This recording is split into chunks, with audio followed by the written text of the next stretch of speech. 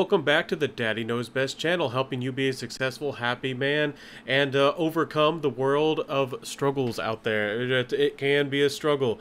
And today I wanted to read this post here from the Washington Post. And this is from 2016, so it might not seem as the newest article of them all. But this has influenced our modern society to today. And sometimes it's nice to go back and see, where did people get these ideas? Where did people, why were these people influenced to believe, what they think today? So the Washington Post certainly is a very influential place these days. Not so much with the old-fashioned newspapers, but let's read the article here and, talk about some of the big talking points here. With feminists treat men badly. Is it bad for feminism?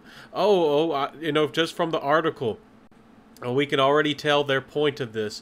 If feminists, do something wrong, the priority is on women. Does it hurt the women when women go a little too far or don't represent themselves correctly? Of course, the women are, quote unquote, the victim here, obviously. But let's jump into the article and read some of this. It says, feminist male bashing has come to sound like a cliche. Essentially, they're trying to sound like it's like boring or maybe doesn't even really happen that much. It happens, and it's very common. Most women either think or say it, especially if they're college-educated women with their friends. If they aren't a feminist, they've heard some of the talking points, and they agree with at least a few of them. And a lot of them have meetings and powwows, and they gossip about, who they're going to have relationships with and fun with, and they do talk about these feminist talking points. I hope that you're, as a man, you know that how organized the sisterhood is. And there's not really much of a brotherhood. People joke about the boys and, men getting together. But, we used to have like coffee shops, and women even tried to outlaw those, and bars and things. And if there is a male space, a lot of the time it's invaded. And just like with, conventions like anime and some of this stuff, a lot of the times women don't even care about these cartoon characters. They just care about the attention. They don't care about who they're dressing up as. They obviously are there for the attention and the money and everything else, the clicks and the views. So let's jump and continue. It says, feminism is the loudest proponent. Vow is like fighting for equality. Yeah, they're going to continue saying feminism is for equality, even as men have a special tax upon them. Even if men are forced to take drugs that alter their testosterone levels and even their DNA, even as, maybe women in the future are going to start taking testosterone supplements and changing their bodies. We're going to still continue to say that this is just about equality, and also with the government, all the powers and privileges and programs and women's health, organizations. We're going to continue to say that this is just about equality. When 70% of women, or 70% of the people going into college are women, and only 30% of the people going to college are men, and all the scholarships and funding and money that's just thrown at women, we're just going to continue to say that this is just equality, and that things are still not fair. They're still not fair. Again, that you're dealing with somebody who is quite tyrannical or dangerous when they don't outline or tell you what will be equal, or they refuse to tell you, what they actually want. Like, when are we actually going to become equal, or what would make society or things equal for women? Women will never say. They'll never say what would be equal, or what would be fair, or what would be just. Of course, we see that some of their demands are like equal positions of desirable jobs and CEOs and managers of companies and government officials and power and money. But again, they don't talk about actually earning that. They don't actually talk about how they would serve society just as well or better than men. They don't talk about those types of things. And of course, they want all the fun, all the cookies and milk, these positions after men slaved and invented and created and developed all of these things. Now they want to step up once most of the wars are fought, and most of the battles have been won. That now they want the good life and they want to benefit from all this, even though they get all the society's built still for them. Even if women didn't have these positions of affluence or as politicians and CEOs, they even if we had a more traditional society where women were just in the homes and maybe even they didn't vote, were they not privileged? They don't want to talk about that. Society and culture and men historically have been the servants of women, and they're very open about that. A lot of women even brag these days that women rule the world. How many songs have you heard about that? That women run the world, women rule the world, and that men can't get anything done, and that men are failures. It's no exaggeration. They brag about this kind of stuff openly, but it's just equality. Let's continue. They talk about the rhetoric, and this is what they're talking about. They say that women maybe have gone too far. Again, they're trying to get women to control, maybe can have a tiny bit of self-control, so they can continue to gain more and more power and affluence over governments and corporations and societies, and even on your local city, even your mayor and governor and all this. They do point out one of the more extreme things, which is women going after men for sitting in public transit.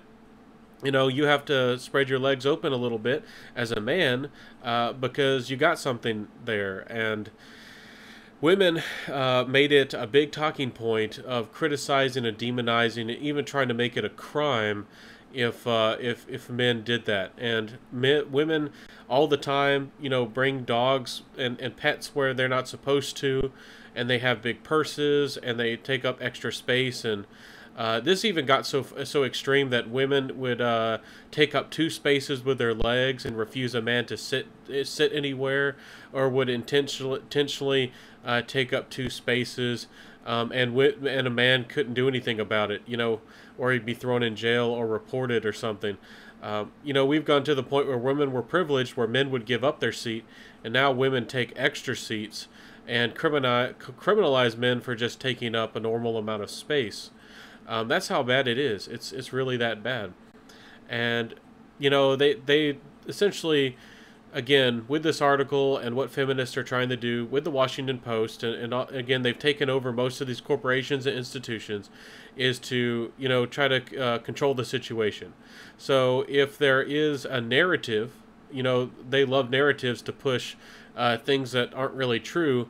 If there is a narrative or something that gets popular that people start to criticize, like a bunch of people start talking about how crazy it is that men are getting punished and criminalized and ostracized and pushed out of society for sitting in a public space.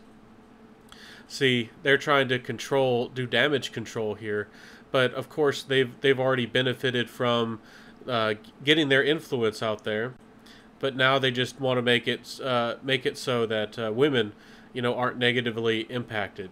And you can tell that they don't really care about the men who have been negatively impacted here. There's through this whole entire article here, they don't care about the men who have been punished or ostracized or mocked or shamed. They never say that they're sorry. They just say women don't want anything bad to happen to women. So it's just damage control. And they keep talking about equality for women is equality for men, as if this is supposed to help men or can help men. And we're going to get to that here in a second. They make a big point here. I think it's important that people talk about in society. So next they say the gender antagonism does nothing to advance the unfinished business of equality. Exactly. They think they treat this as a business.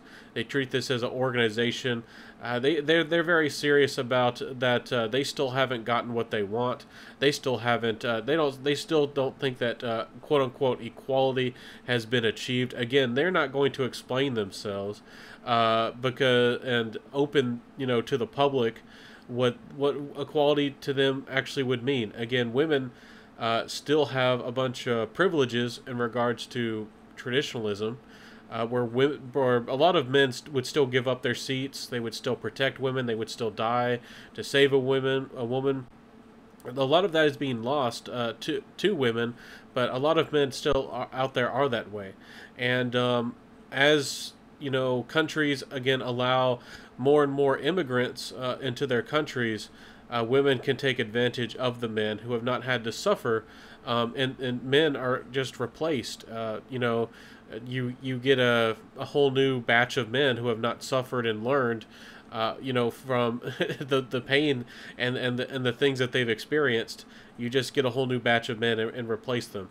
That's how women, what they do in regards to society as well.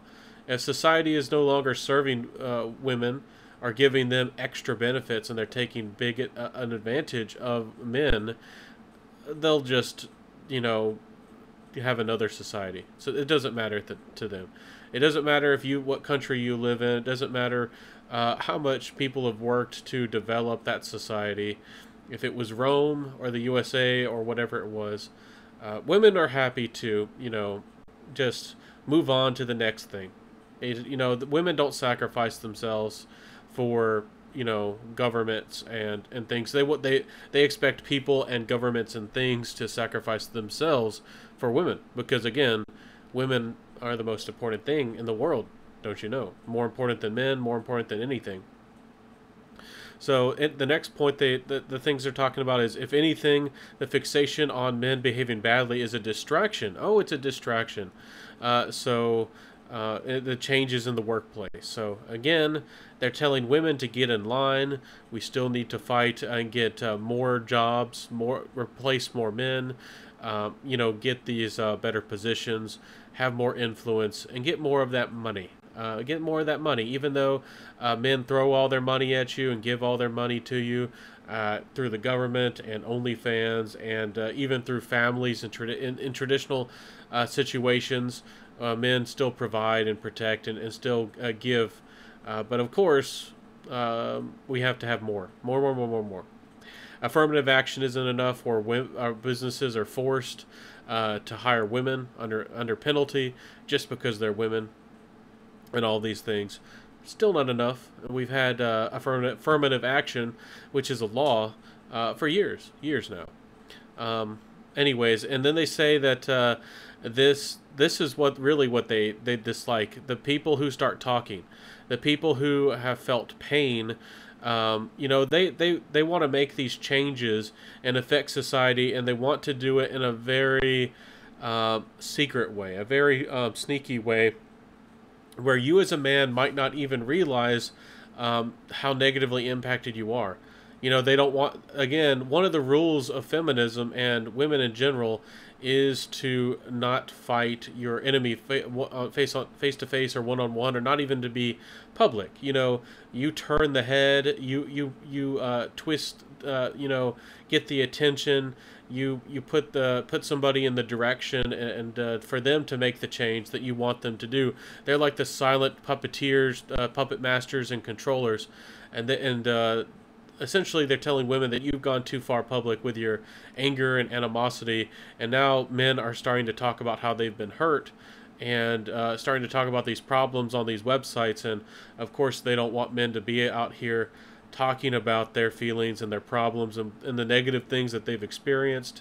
They don't want men out here sharing ideas, essentially is what it is. So the next thing they talk about is, to some extent, the challenge to men and male power has been inherent in feminism. Exactly. They want that power. That men, again, women have their own power and men have theirs. But women want both the powers that women inherently have, and they want a big piece of the pie, half or more, or even to be superiors to men and have all of it. Again, women are, say their little mantras of kill all men, and women don't need no man, and they're openly talk about making it so that they can possibly reproduce without men in the future. If you don't think women are willing to replace a government or a society, a lot of these women, some of them, are openly talking about replacing an entire gender. to their advantage. And this is this is possible, potentially possible in the future. We might have a whole new species as we continue to do DNA research and do these types of things in the future with technology and all this people who want gender changes and to change their bodies and Batman Beyond and sci-fi and things talked about this even 10 or 20 years ago, like 20 years ago or more, and people don't think that's a possibility.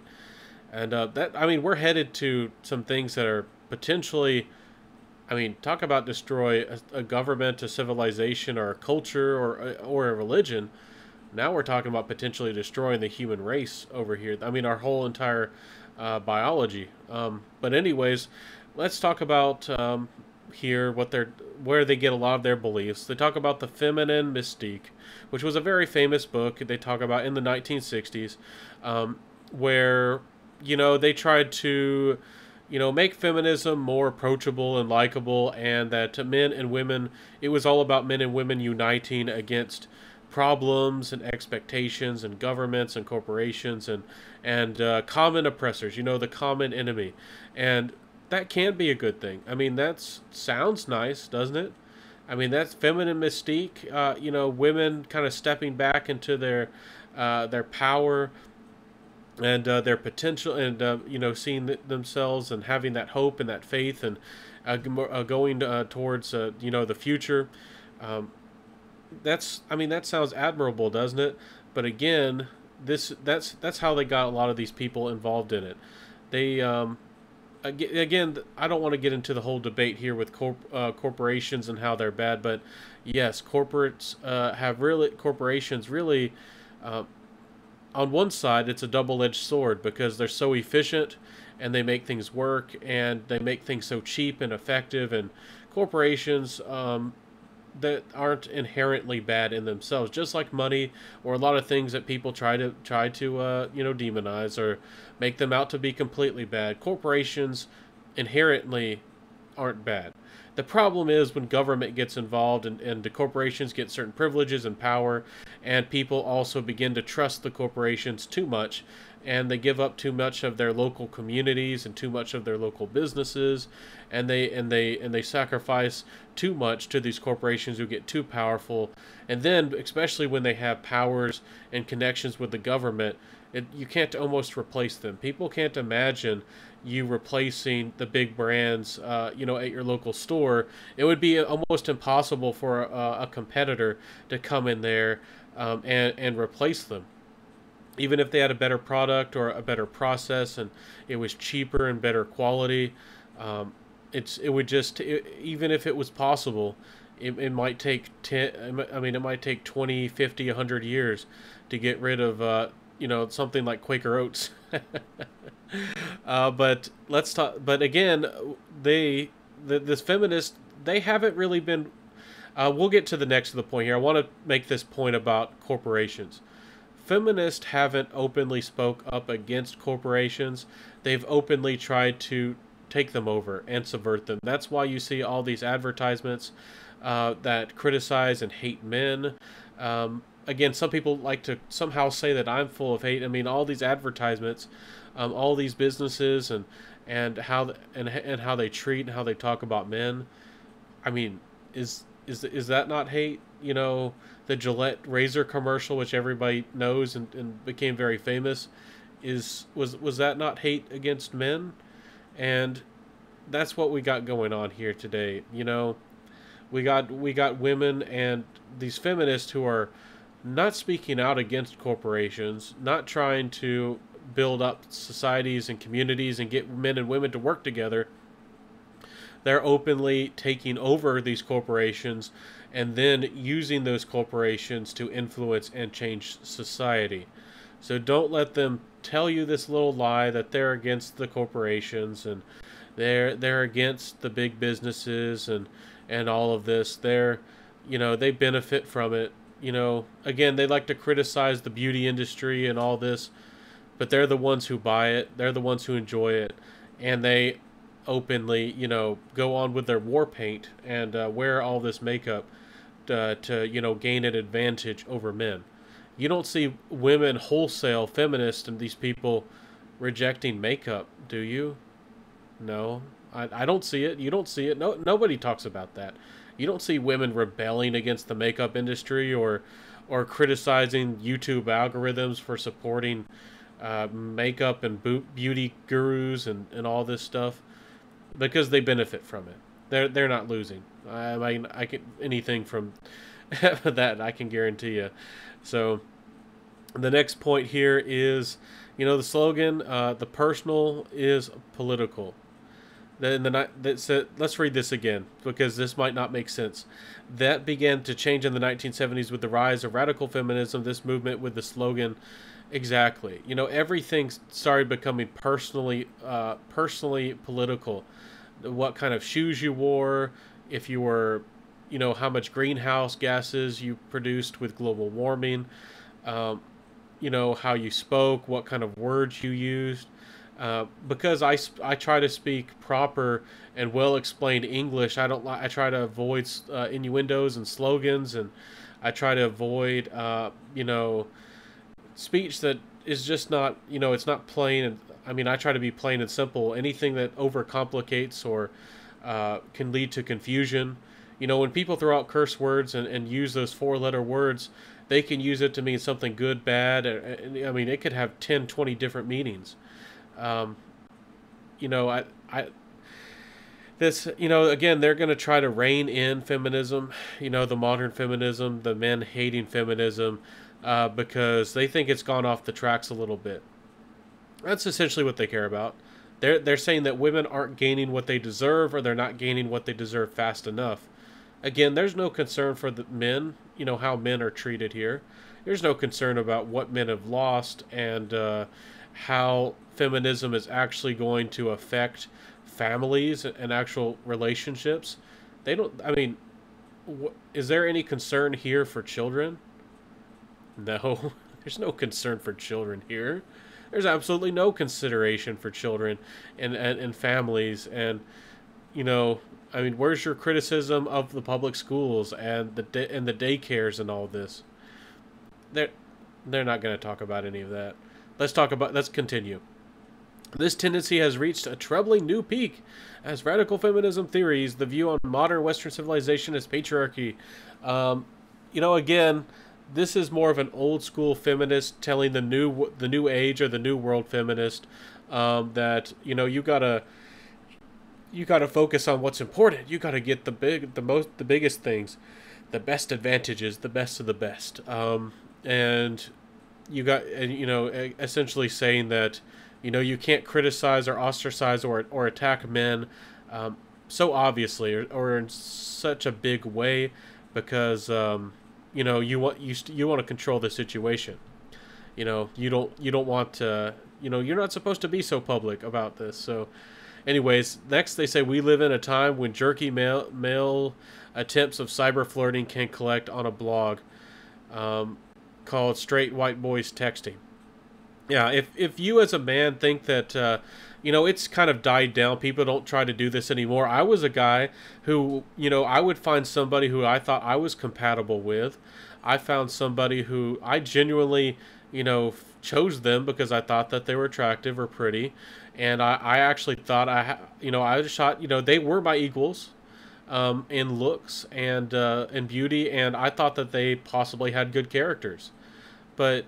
Do you know how many people actually responded, or how many women responded to those texts or emails or comments on Instagram or Facebook? I messaged them on Facebook and all this. It was extremely rare. I only got like 1 or 2 responses, and it still really didn't go anywhere. That's how much time these people waste, and how much validation they give to women. Even if you are validating a woman, a lot of times, again, they'll make these blogs or they'll get on TikTok and just roast you or make fun of you, and they'll get a bunch of clicks, and all their feminists and their little friends will have a laugh and have a giggle at your expense, even though you tried to connect to somebody about music, or you made a really well thought out joke, or you made you made something that was relevant or smart. But again, you know how it goes, guys. If some Chad over there who's 6'2", 6'4", if he's especially if he's famous, and he just says come on over, or come over 2 p.m. He just says like three words: come over 2 p.m., come over 3 p.m., uh, come over, two words. It's like she's there. Um, I mean, that's literally the kind of society we're in. If you try to actually connect to these feminists and these people who claim that they're actually intelligent or actually, I mean, they don't care about love, but they supposedly care about connection or emotional availability, and some of these things.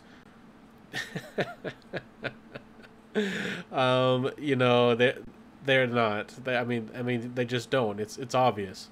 So let's continue. It says, then and then deplored in an article titled "Dear Men, this is why I have every right to be. This is why women have every right to be disgusted with us."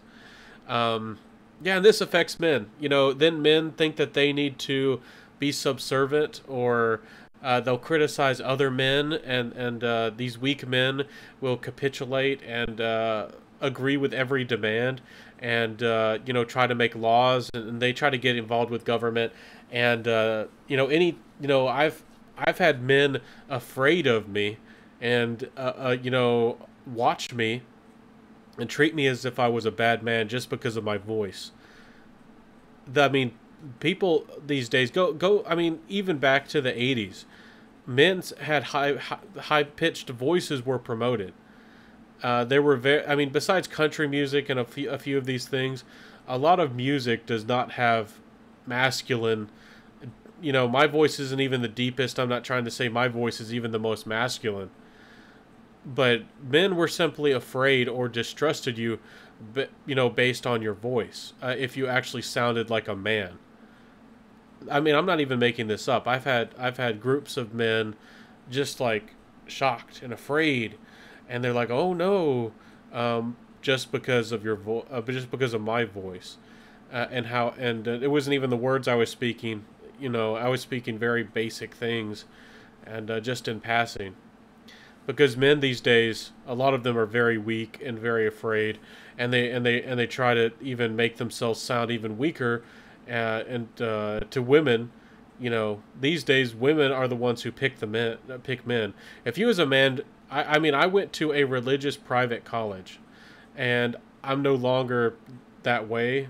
So, anyways, if you try to approach women in a traditional way, like you see somebody you're attracted to and you try to make a conversation in public, you're seen as dangerous. You're seen as an aggressor, um, and religions try to pretend, and organizations and society tries to pretend as if, I mean, this feminism hasn't infiltrated and become a part of everything, every institution, every organization. It's fundamental, and they try to ignore these social changes and this culture change that's happened. There's women, no matter how friendly you are, uh, no matter how good your approach is, no matter what you do, um, they'll just assume that something's essentially wrong with you, or that you're a player. Um, they can't assume. I mean, it takes a lot of work to get a modern woman to believe that you're sincere and that you have the best of intentions. And even if they are willing to see that and acknowledge that, they still don't want you. They still want the man who's demanding, maybe loud, maybe the guy who's seen as arrogant, or maybe even potentially abusive. These women still go for those guys, especially when they're, again, over 6 foot, and they got a six pack, and especially if they got money. And again, I'm a 6 foot guy, so it's even if you're 6 foot tall, and again, people talk about whites having advantages and all this. Even if you're 6 foot tall and white and all this, it's you still don't have much of a chance. I can promise you that. Especially if you want somebody who's on your level. Again, you can date down, but if you're actually trying to get somebody who's on your level, you know, those women see that they're willing to take a risk, and that's considered settling for them if they were to marry you as somebody on their same level.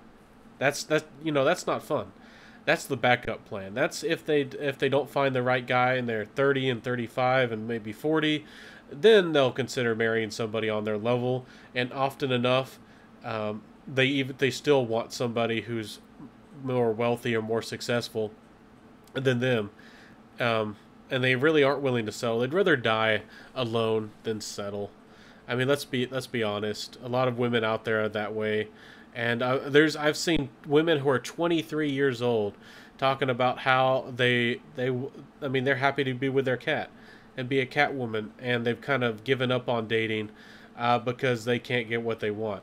I recently talked to somebody who was a Russian, and she was 19, and she had her heart broken, and she had already given up on relationships and love and all of that. She's like, I'm done, and now she's gonna do it, sell herself on and make money on the internet, and she doesn't care about relationships anymore, or marriage or family or anything. You know, there's this is the kind of thing we got going on. I hope that you're raising your sons and daughters to understand heartbreak and relationships, and actually talk to them about a lot of different things, because people don't do that these days. People don't do that at all. And and then who's the leader of society? Who has the powers in society? It's really feminist, and that's where the women are going to turn to. And I mean, that's where they're going to get their culture and their thinking, and how they speak. That's where they're going to go. So let's continue on. What the reasons for the current cycle of misandry? Yes, that word derived from the adopted ironic use. I mean, yeah, they can play around with words, and they don't care that it used to be used as more of a ironic word, or like a satire, even by feminists, and then they actually adopted it, and it used to be like an indirect kind of thing, and now it's more direct when they talk about that. Anyways, they talk about the new terminologies of the movement, the new terminologies of modern feminists, such as mansplaining and man-interrupting. I've seen women's attitudes towards this. Women, they tend to want to talk for an extended period of time. Men often like to get to the point, or ask questions to clarify things, or they like to talk maybe in a shorter amount of time to make a point. They might talk for a minute straight, or maybe even shorter. A lot of practical men out there might not have a lot to say, and might say a bunch of, small or lesser important things in a couple sentences. But a woman might talk almost without breathing, or not want any type of interruption for 10 or 20, maybe sometimes 30 minutes in these situations. And you're expected to sit there, not ask any questions, not interrupt and say that you're busy, or you got something to do. You're not supposed to, explain something if you disagree. And my goodness, sometimes, you have very different viewpoints about how things are in society. I've done it before. It probably not, these days might get you thrown out of a college. But if you ever have a discussion, and the woman's actually willing or open to discuss anything with you, and then, you explain your point of view, again, the word that they have a weaponized view against you. Again, they can explain, but again, they go with the comment that what's seen as sometimes the quote unquote positive or good vibes, or what's considered the narrative of the day. What's on the news and what's on the media. What Oprah Winfrey, or whoever these people, whoever's popular at the moment, what they said, the famous actor, the famous singer of the day, what they said. And if you explain something and disagree with it, and especially if you use facts or information or anything, you're just seen as, a terrible man. And, and that you're trying to put down a woman and say that she's less intelligent or something. That, I mean, that's how they view this. They assume or even assert your feelings or motivations. It would be nice if women actually started asking men why they did certain things or why they thought certain things. Again, you can be trained in middle school and high school and college, and these women, and they've never asked a man how they felt. They've never asked them their worldview, and then they're literally trained to filter out, what they don't want to hear, and filter out the men who disagree with them, and not to and they're trained not to explain themselves, because that would mean that somebody is an equal to them, and that would like lower their position or status or something.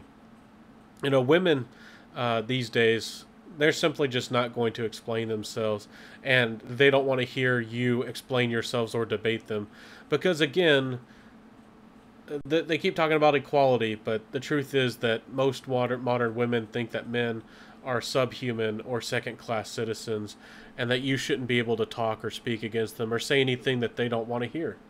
I mean, that's the truth of it, and it's quite sad. Again, not all women are like this, and if you live outside of the USA and outside of big modern cities and in some of these countries, you might find some more decent women. But again, a lot of these women, they don't disagree or they don't try to fight back against feminism. If you ever see anybody slightly criticize feminism, it's because they're trying to get men involved, or control the situation and do damage, kind of limit the damage again of the situation. So that's kind of, again, what this whole article is getting into. They talk about the sitting with the legs open. As you know, in like London in the UK, they're trying to incriminate men for the male gaze, for looking at women, no matter how long you look. Again, are they going to define this crime? How long do you have to look at a woman? Do you have to just believe a woman with the male gaze? I mean, what if you looked at her for 2 seconds, 5 seconds, 10 seconds? I mean, what's the line? Is it after 30 seconds you can't look at a woman? Is it determined on what the woman feels is your intent? Is it how often you look at a woman? I don't know if y'all are familiar with this story. I'll mention it here real quick. Y'all might have heard about it. It became pretty famous. But a man worked at a police department, and so did this woman. They didn't know each other, and for some reason she assumed that he didn't work there or something, but he didn't make any romantic advances. He never said anything romantic, but he just said hello like every morning and tried to start a small conversation. And for some reason she thought that literally didn't think that he worked there or something. But I don't know their situation, and it was never fully explained. Maybe he worked in a different department. Maybe he had an agreement where he didn't have to put on the uniform. But eventually, she filed a complaint against him, and claimed some bad things against him. And he literally just worked there and just said hello to her in the morning. They didn't work together. They didn't see each other very often. He just said hello in the morning, and that's how kind of oblivious people are. That's let's say you go to your favorite coffee shop, or you go to McDonald's every day, and somehow you find the same woman working there with her hours. Maybe she's there every day at 4 p.m. and somehow you have the same schedule, and somehow you show up. Sometimes, in the past, women might assume that was like destiny, or you might have to get married, or people would assume things. These days, women assume that you're targeting them, and that now you're suspicious and a dangerous man. That you're targeting her, even if you don't try to make conversation, even if you don't even look at her, even if you've never said or cared or done anything, you've never looked at her for more than 10 seconds. She's going to remember that you're showing up every day at 4 o'clock and that you're a guy.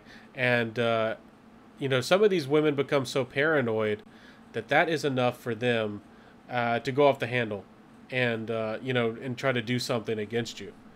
I mean, I mean, that's how bad our society is with the interaction, and you know, the relationship between men and women.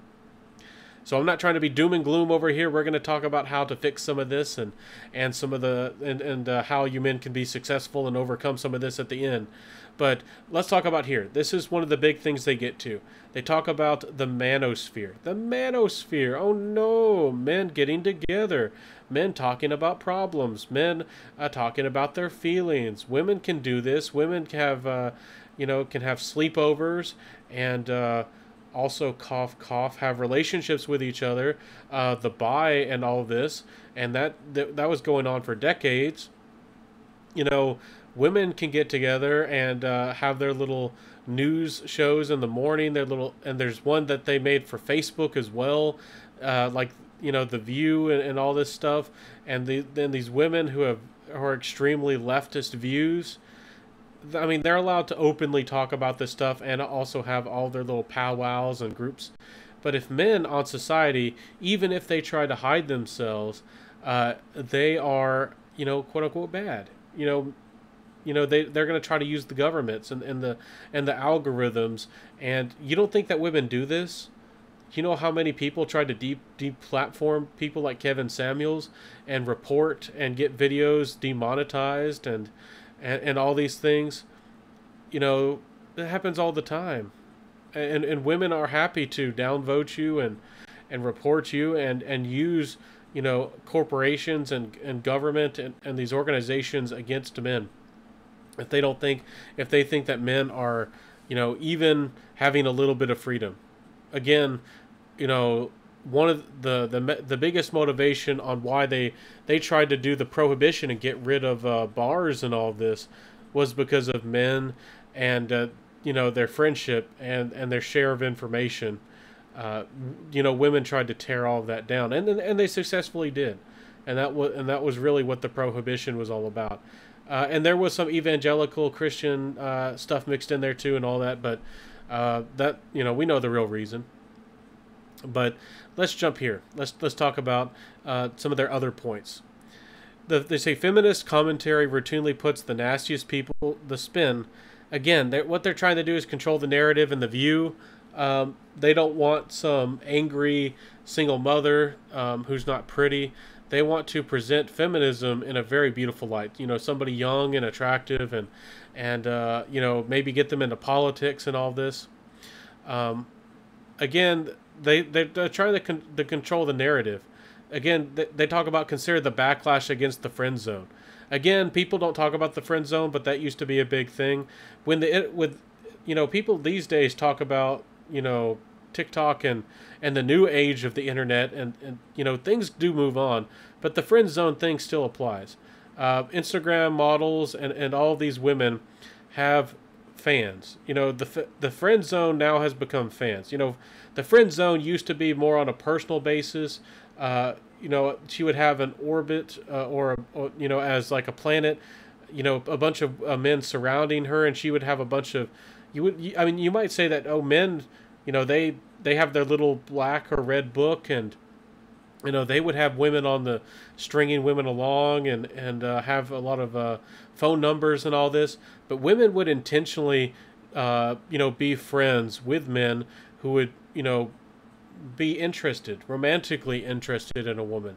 And they intentionally did this so they could wait for which one would become successful, or pick whichever man they wanted at any time for certain purposes.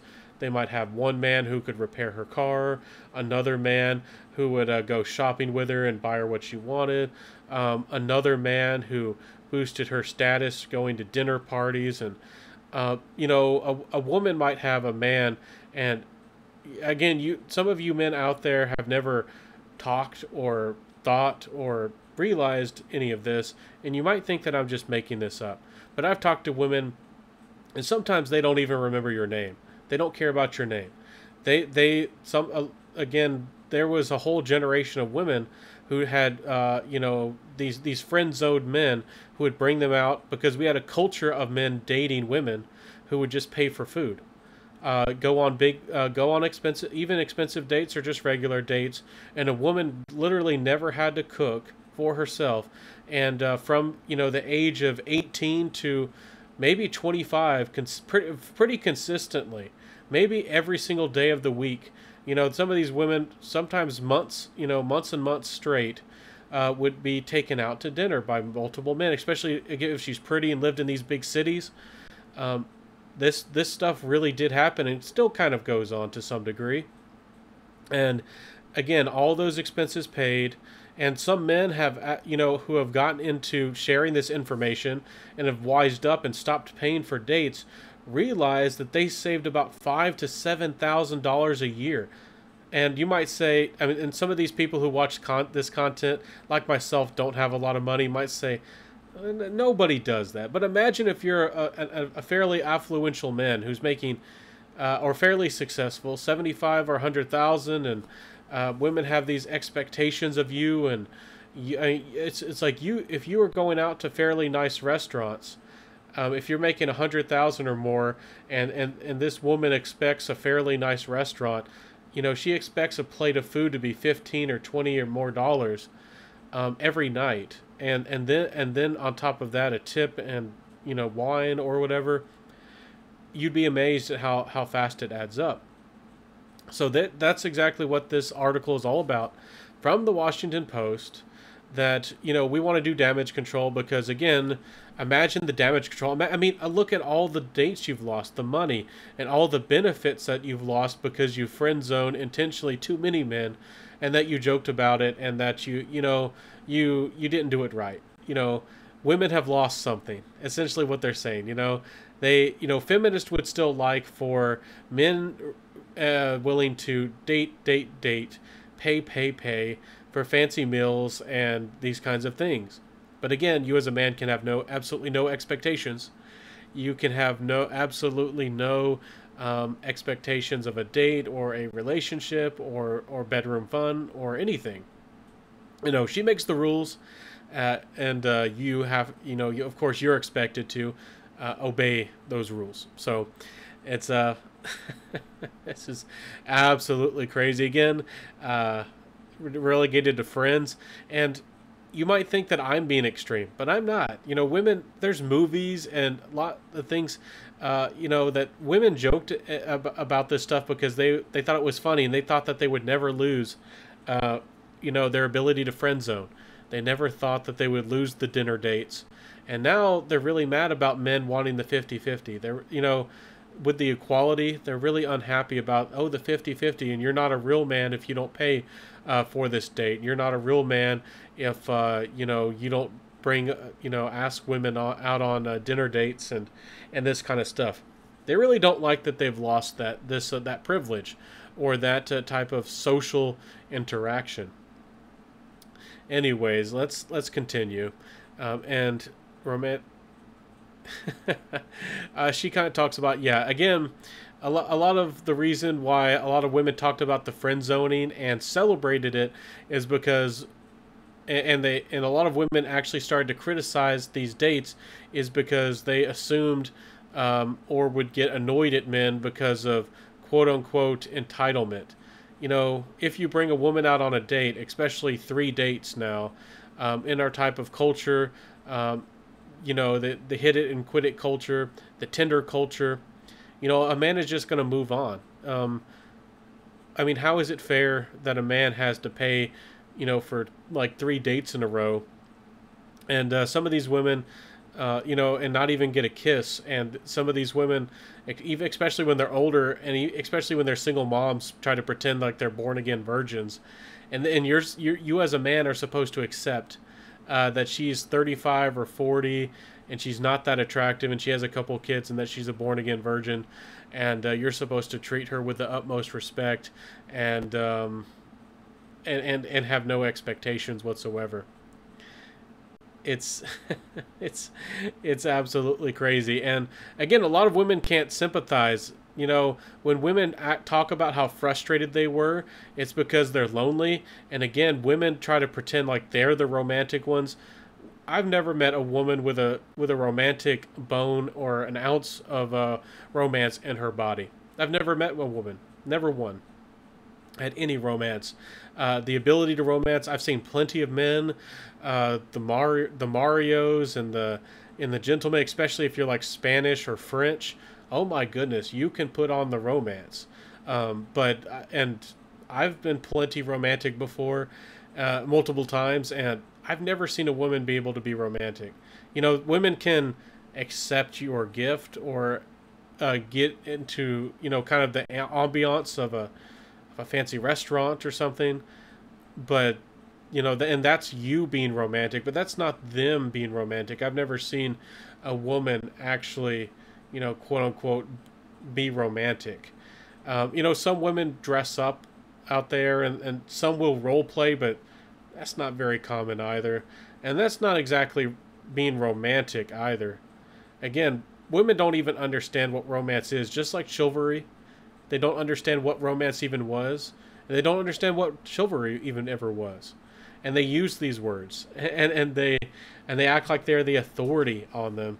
And of course, they were the ones who benefited from all of this.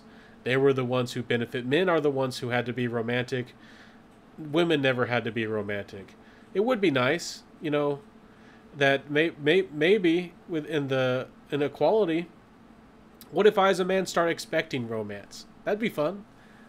With equality. How about a woman ask me out on a date and be romantic? I don't know when we're going to get there. I don't know. I don't think we're going to get there because women are still focusing on what they can get and what they want. We're not. It's never going to become that way. Again, this isn't about equality. But let's jump to the next point. Let's jump to the next one. Things have gotten to the point where casually low-level male bashing is a constant white noise. Exactly.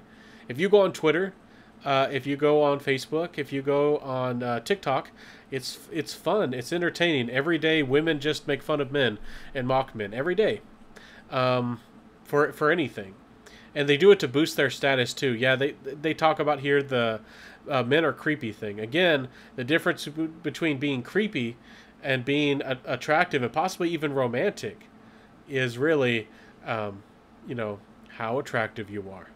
It's not about how you act and how you approach. Not really. Not to most of these women. A really attractive man can do something creepy, but then it's considered attractive. So, anyways, let's jump to the next point. And again, you men, I hope that you adopt this language too. Watching this video, I hope that you learn this modern lingo and use it to your advantage. It's really funny if a woman that you're not attracted to and, if you call her a creep. Do it. Because you need to understand these lingos and these terminologies. And if this is, pushed and forced to be our common culture, then you should know these words and you should know what they mean and possibly even use them yourself. Say no. Say no to a lot of women. If there's women who are actually interested in you, say no. Openly talk about, what you like or would like out of a woman. Again, a lot of these modern women are going to kind of try to ostracize you, but then find the women who are actually decent. Find the ones who are not so crazy. And it's kind of tough in Western societies because most of these women have been, again, infected or influenced by a lot of this stuff, but it's, at least you get to live authentically and happily, and maybe you might find somebody who's a better chance. But do be careful, because if you do live authentically and speak your truth, or speak your mind, some of these feminists think that they need to get close to you, possibly even have a relationship with you to spy on you, because you must be, the worst of the worst. You must be a terrible, terrible man to have this type of, attitude and potentially ego. And if you are a guy who's not spinning plates like me, I don't try to spin plates and date a bunch of women at the same time. And I am really respectful. These type of women will run away. They'll just run away because they can't live up to your expectations. And they don't want to live a life of decency or honor or principle. They just don't. And they'll just eventually just run away and don't care, just don't care. Just move on. Anyways, we constantly hear about woman power is triumphant in the end of men. Exactly. They're trying to control the narrative and step in. It says women are now earning about 60% of college degrees. This was in no, not 1993. This article was written in 2016. 2016. As of the recording of this video, that is 8 years ago. Yeah, it's far more. It's 70% or maybe more of women are the ones who are getting the degrees. And women are still not talking about how things are equal and how things are not fair. And then they want a man who's just as wealthy or affluential. You have to be just as wealthy and affluential. Again, if you're a man who makes just as much money as them, but you're working as a plumber or electrician or a repairman or a mechanic, again, a master diesel mechanic, you have a master degree. You could be making well over $100,000. But these women, they don't see you as the same social status. You're not in the same league as them because they're working, again, for some company, or she's working in some cubicle, or people are walking around in dress clothes, or I'm in a suit and tie, and all that. So women don't have to wear dresses anymore. Oh, how dare you say? How dare you try to, you enforce men to wear suits and ties, but women wear a dress? You must be crazy. Anyways, yeah, it's, again, nothing is going to be good enough. Nothing will be good enough. These women, they want a special tax on men. They want more privileges, more government programs, and they're not going to give up. They're just not going to give up, and anytime soon. So again, they don't say anything I think that's particularly important, besides that they're trying to tear down the manosphere or the quote-unquote red pill people. They use organizations like CNN and MSNBC and BBC and all this to try to criticize men. If there's any type of outlash or any type of problem, another weapon or tool that they do this is crimes. Whenever women do major crimes, they hide the crime. But if a man, especially if he's a straight white man, does a crime, they amplify that. And that's why some people think that straight white men are so much more violent, and that they'll write little papers at colleges about that stuff. But, they're completely wrong by all statistics and all facts about the realities of all this. And you're a problem if you talk about that, what's actually going on and the actual facts. Facts are racist and problematic and sexist now, don't you know? But anyways, now they talk about voting. Yeah, they act as if Donald Trump was a mechanism against feminism. Donald Trump never talked about feminism and never talked against feminists, and Donald Trump actually got an awful lot of the white women's votes, but they don't like to talk about that. Again, when the information started coming out, they started criticizing white women as just like being controlled. Again, they won't accept that somebody has a different point of view than them, or a different lifestyle, or different beliefs, or a different culture. You as a woman, if you voted for, again, I'm not a big Trump supporter or something, but again, these are the Washington Post, and these people keep talking about him, so he's kind of brought up. They always talk about, and they still fear Donald Trump, and he's like the person that they were never able to destroy, and somebody who opposed them, and he was the big bad in their life. We're going to have a whole generation of people who write books and in the future and try to be inspirational and talk about the big bad and how they fought against Donald Trump and how they tried to make a better place like without Donald Trump. And those kinds of things are coming. It's and a lot of those things have already been done. But again, you can't be a straight white confident man like Donald Trump, especially when you defeat somebody who was actually a feminist and actually tried to use, again, Hillary Clinton isn't much of a feminist. She just tried to use that as a tool. But again, everybody was trying to celebrate her in regards to feminism. And again, these people don't care about the USA. They don't care about culture or society. They don't care about your nation, what's best for your nation, what the citizens want. they don't really care much about any of those types of things. I mean, they just care about, you know, they're a woman, you know, in the office, and that somehow would make things better or fair. Again, you know, if men have to step up in a lot of ways, I'm not against a female president, but she better step up. She better step up and be and be a leader. And there have been women who have had a lot of potential, a lot of potential, and they were Republican as well to be the next female or the female president. But Democrats just tore them down and tried to derail them. And these people had a bunch of potential. These people had an awful lot of potential. And, you know, that's the kind of world we live in. I mean, where are the women who care about women? These women don't care about, you know, women who are, you know, Laura Loomer and these types of people today who have a lot of potential to you know, make a big impact, especially if they're Republican. You know, these quote-unquote feminists don't care about, you know, the women who, the Cubans who actually suffered under communism, and these people who have suffered and want traditional relationships. These women, feminist types, don't actually care about women in general. They care about power and money, and that's what all this and feminism really has ever been about now.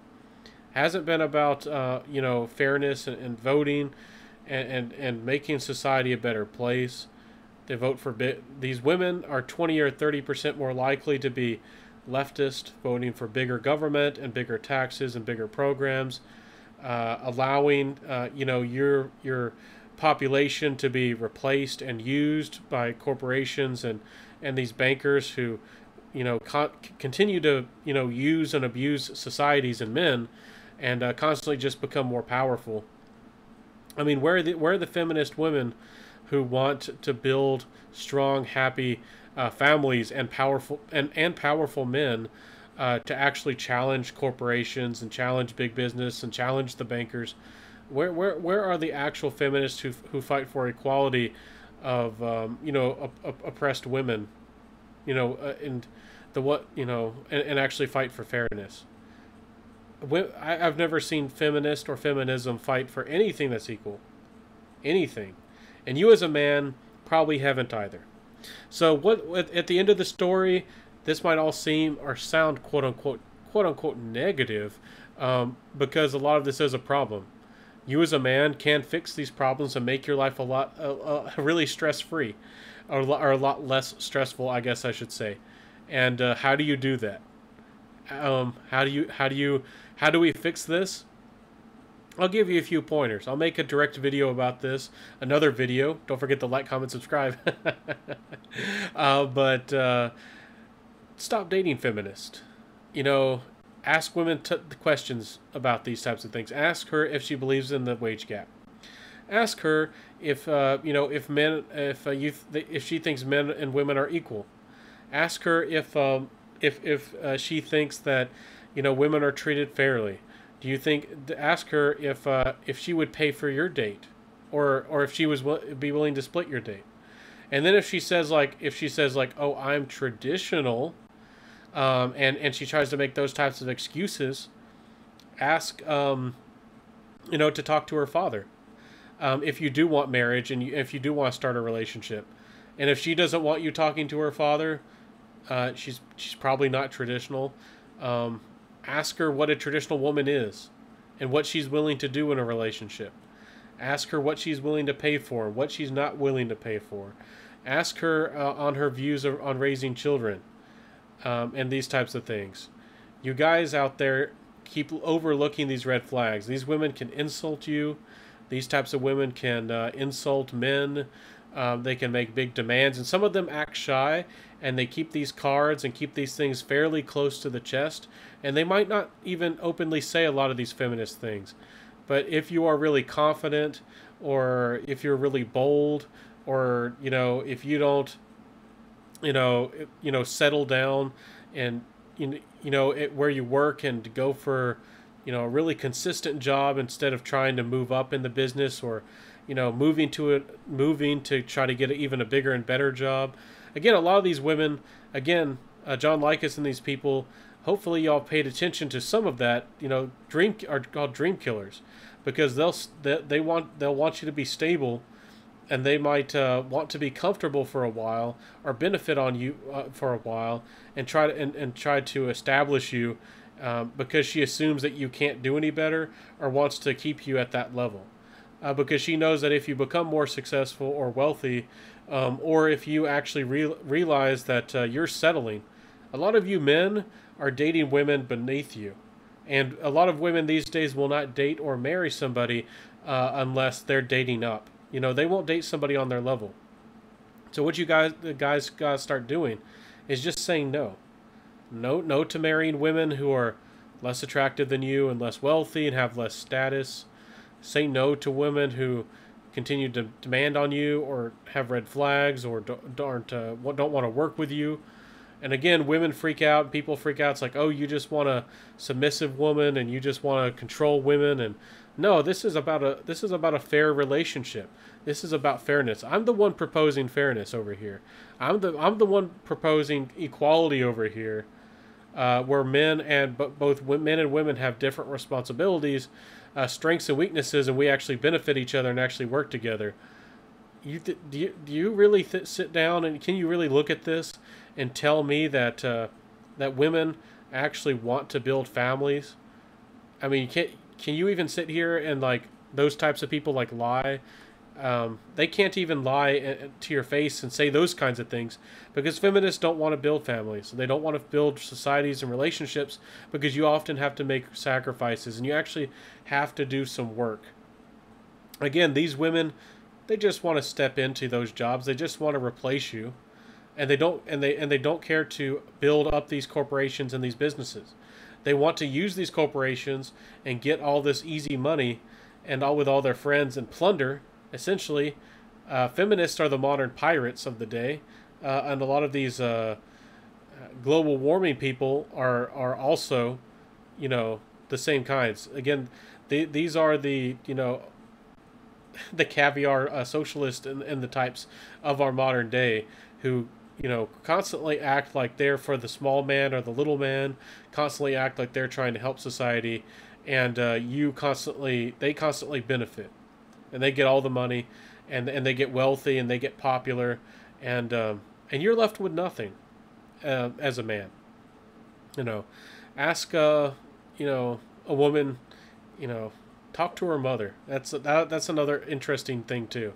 If she actually has a strong family, if you're looking for a family, and if she actually has a real family unit and an actual community, you can talk to her mother and ask her what kind of daughter she is, and ask if you're compatible and all this, and talk to her friends and all this too. Be careful about her friends, though. A lot of those friends might be looking to get you, or just manipulate her, because they don't want to lose her as a friend, or don't want to lose that social status that they might be gaining, or any of those types of advantages. And also, you as a man might make it more difficult, because again, a lot of these women with their little feminist friend groups, they're either bi or lesbian. Again, more power to you if you are. But again, there's a lot of bi and even sometimes full-on lesbian women who will get married to these men and live a lie, but for the benefits, for the money, and for the status, and then the divorce, and then they have a lot of, and then they just get the money. They take the money and run. So you men, hope that you start listening and seeing and paying attention to what society is talking about, saying about you. Start speaking out. And again, you can go your own way. You can be MGTOW or do whatever you want. Go your own way.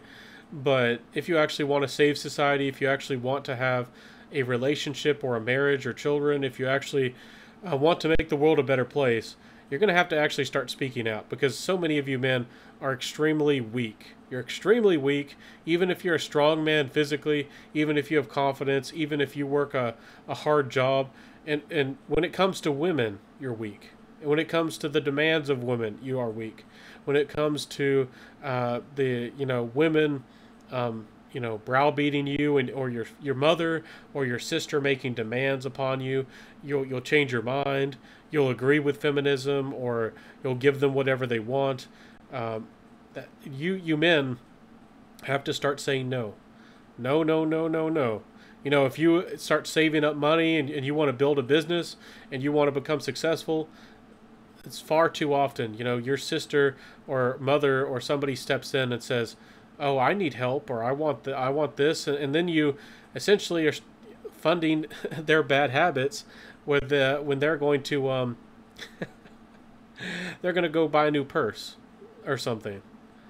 And that's literally what's going on. And you could be building something.